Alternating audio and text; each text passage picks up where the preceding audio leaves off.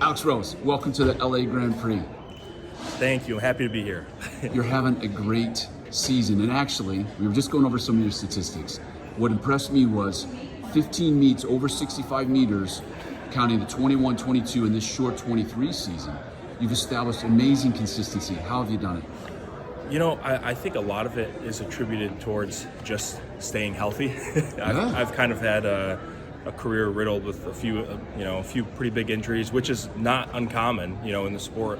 But I think just really focusing on staying healthy, especially with everything I have to do off the track, is absolutely number one to me. And then I think just getting older and building that specific strength. I haven't had any major technical changes in a while, so it allows me to really feel comfortable in the So circle. that's stability in your training. Your Absolutely. technique's been stable for a while.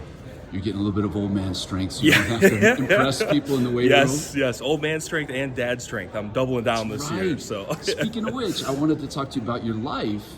You've got a little one at home. Yep. How old? So he is 6.5 months. Fantastic. Yep. Is he going to be a rotational shot putter, or just stick to the discus? I'm sure he'll try both, but I mean, who knows? Maybe he won't be as big as me. Maybe he'll be a sprinter or something, and maybe. And break your heart? Yeah. Well, I'd be happy as long as he's happy. Yeah, I'll be happy. yeah. My daughter, who's standing right over here, distance There runner. you go. How does that happen? Yeah. She grows up coming to weight rooms with me and playing in the chalk, and then she ends up being a distance runner. The other, there you go. Yeah. There you go. An innovator. Yeah.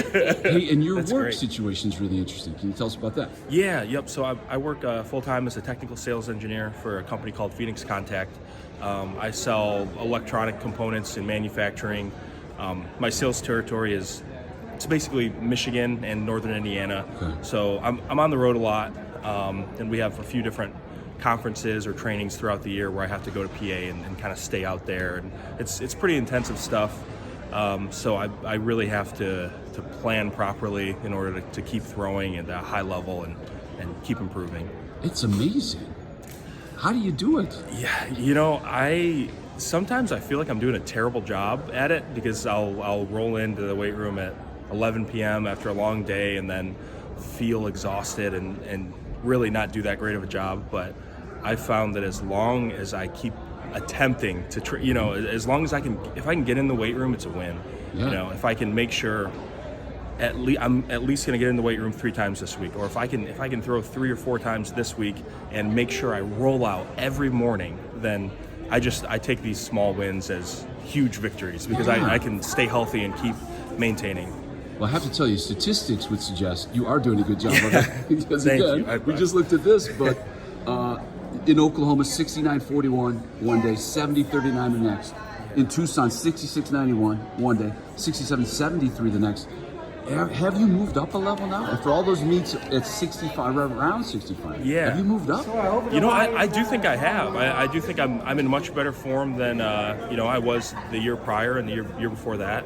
So I think having so many meets at between like 65.30 and 65.70, I feel like it was a ton of them. So I mean, Yeah.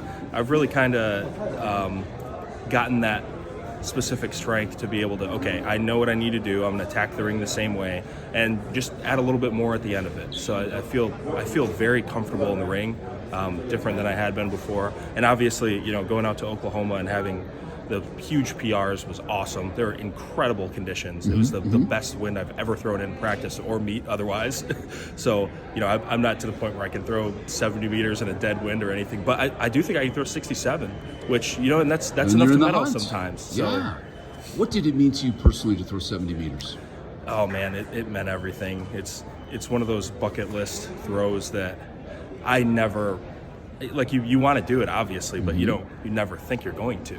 It's just such a huge goal that, like, I threw the disc and it was a very good throw. I really hit it well and it just kept going and going and going, and saw land, was like, holy crap, I think that's over that line. It was just nuts. It was a career moment for me, especially after everything that I've went through the past year. It's been really, really awesome. Fantastic. So I would imagine next on your bucket list, you've been in a world championship final. Yeah. You got to get on that podium, right? Oh, that would be unreal.